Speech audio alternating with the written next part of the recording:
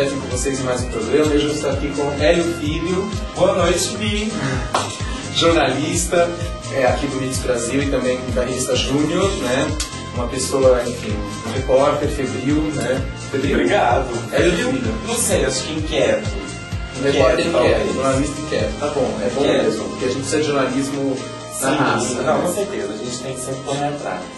De alguma coisa, de alguém, mas a gente corre atrás. O importante é correr atrás, né? Ou na frente, Ou na frente, né? Enfim. Mas enfim, eu chamei aqui hoje o Hélio, meu amigo, meu querido parceiro de aventuras.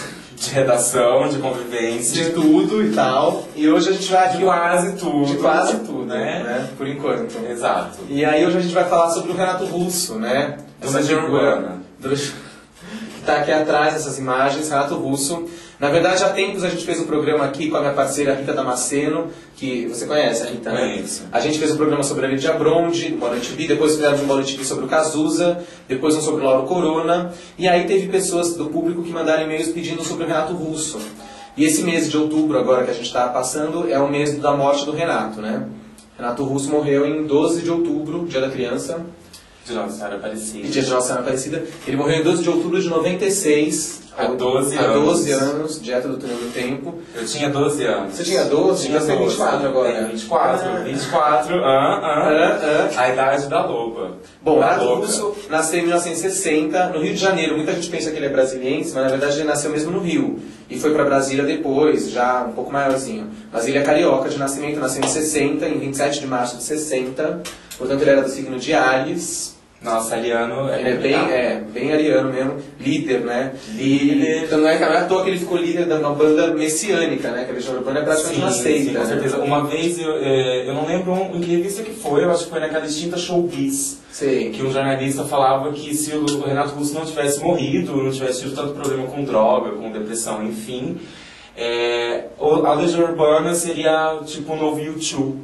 Vocês comparavam ao YouTube por causa dessa coisa política, religiosa que envolve do peso das letras, que não era só música. Da relevância das mensagens, né? Ao contrário de hoje, existe uma mensagem na música. Gostei. É isso que eu gosto, convidados de fibra, que não tem papas na língua. Não, a gente tem que falar, vamos falar sério, né? Legião Urbana, muita gente torce o nariz, fala, Renato Russo era depressivo, sabe? Mas a banda... Não, de jeito nenhum. Renato Russo começou a ficar mais down, assim mesmo, tipo, sei lá, depois de 94. Exatamente. Ele tava bem terminal. Mas antes disso ele foi responsável pelas letras, assim, acho que... E mesmo mais na última fase, sabe? Mesmo na última fase, ele sempre foi genial, do início ao fim, né? Sim. É que depois o trabalho dele ficou muito barroco justamente por causa dessa confusão dele toda, a depressão. Mas as letras eram mais certeiras antigamente, né? Sim, é porque a música é a expressão do artista, né? Então Exatamente. Ela tem que mudar conforme o artista muda. Conforme o artista muda, Mas enfim, o Renato então nasceu em 60, portanto quando ele morreu ele tinha 36 anos, hoje ele teria 48, né? Uma perda, infelizmente, uma grande perda. Eu lembro quando ele morreu, que saiu no jornal, assim, na Ilustrada, na Folha, um caderno especial sobre ele, acho que eu tenho até hoje esse caderno. E aí o título era Morre o último poeta da geração 80, porque a gente já tinha perdido o Cazuza, né? Que morreu em 90, 6 anos antes do Renato Russo. E aí morre o Renato Russo. Os dois são os grandes poetas da geração 80 do rock brasileiro, né? O Cazuza e o Renato Russo, os dois grandes, né, letristas, compositores mais viscerais nesse sentido. A gente teve outras pessoas interessantes, mas é que os dois viraram, não dá pra, né, viraram ícones mesmo, mitos. É porque eu acho que eles conseguiram, se você pensar em 80, eu nasci em 84, assim, mas eu não vivenciei a década de 80, mas a gente tem referências, a gente tem como buscar, ficar sabendo, e eu busco e fico sabendo.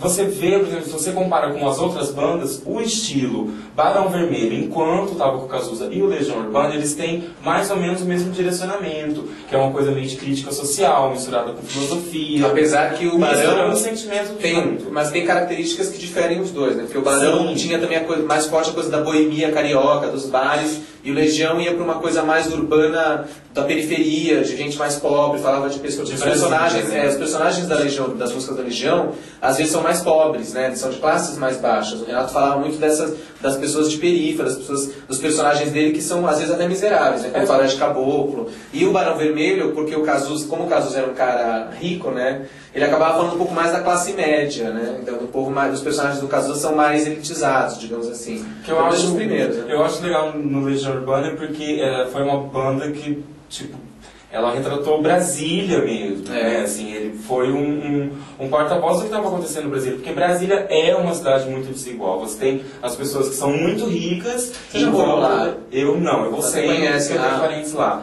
Mas você tem uma parcela da população muito pequena e muito rica, e o resto da população que está em volta disso, que são os funcionários dessas pessoas ricas. Então a desigualdade é muito grande. Não existe uma classe média em Brasília que seja considerável. São extremos, né? São extremos. Mas a Legião, eu acho que mais do que falar de Brasília, acabou falando do Brasil, né? E a maior música disso é o Que País é Esse, né? Que até hoje é esse que, uma música simbólica. Que você sabe, eu estava assistindo o DVD do Capital Inicial, ao vivo um Multishow, e eles cantando Que País é Esse na Esplanada dos Ministérios. Eu falei, não existe lugar melhor para se cantar essa música do que a Esplanada dos Ministérios. E os Paralamas também gravaram o acústico deles, depois também da morte do Renato, com a presença do Dado Villa-Lobos, que era da Legião. E eles, se eu não me engano, eles fizeram essa cena também num lugar super importante no Rio, na quinta, não sei se é a quinta da... É um lugar que já se deu cenário, inclusive pro filme Macunaíma, que é um lugar super... Que é um casarão. É um casarão, tem uma piscina, E no Macunaíma tem a cena da piscina de feijoada, que é lá nesse lugar. E quando você começou a ouvir Legião Urbana? Agora eu vou entrar agora eu vou ter que revelar a minha idade, né? Bom, quando a Legião surgiu no cenário brasileiro, em 84, com o primeiro LP, que é o ano que você estava nascendo, eu tinha 9 anos. Então eu lembro de ouvir no rádio já. E naquela época tinha muito essa coisa de ouvir rádio. Hoje em dia se perdeu essa coisa do rádio também, porque as pessoas estão na internet e tal. Mas na época tinha essa cultura de rádio. Você estava em casa, estava ouvindo rádio. Alguém na sua casa estava ouvindo rádio. A tia, a empregada, alguém estava ouvindo rádio. Qual foi? Você lembra da primeira música que você ouviu? Eu acho que a primeira música da Legião que eu ouvi já foi do segundo disco, do disco 2, que foi Tempo Perdido. Até hoje me emociona. Eu lembro direitinho do Tempo Perdido, em 86, eu tinha 11 anos, eu indo pra escola e ouvindo no rádio do ônibus escolar. Tem um solo de guitarra que ficou... Já começa... Música, né? Tem gente que se inspira até hoje nesse solo de guitarra. Tempo Perdido é maravilhoso, a música é maravilhosa. Eu lembro que Tempo Perdido, então, eu estava indo pra escola e no ônibus escolar o motorista estava ouvindo. Então eu lembro de ouvir Tempo Perdido indo pra escola na 4ª série, sabe, assim. E é engraçado que as crianças da época, que eu convivia, as outras crianças, na geração 80, não sei se hoje acontece isso, porque eu não sou mais criança, mas as crianças da época já ouviam essa coisa do rock brasileiro que estava explodindo, Blitz, Barão Vermelho, mesmo Cazuza, Legião, o Traje. As crianças tinham 10, 11 anos, mesmo que não entendessem direito, talvez, tudo que a letra estava dizendo, mas elas ouviam aquilo, ouviam no rádio, e isso fazia parte da infância das pessoas. Você pode não entender, mas você já carrega essa mensagem. Já carrega a mensagem. É uma coisa que você pode pensar, olha, quando eu era criança eu ouvia essa música. Então assim, eu acho que toda uma geração de crianças como eu cresceu ouvindo Legião. Então eu lembro de ouvir Legião, aí eu lembro que eu ganhei o disco, o LP, na época era vinil, né? Do disco 2, que tinha Tempo Perdido, tinha Eduardo e Mônica, Daniela Paulo dos Leões.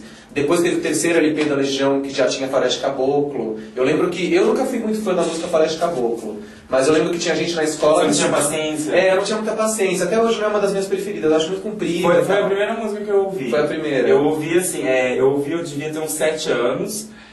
A minha irmã era adolescente na época, minha irmã mais velha, ela era adolescente e ela estava ouvindo. E ela estava ouvindo, e elas amigas eram fanáticas, elas estavam tirando.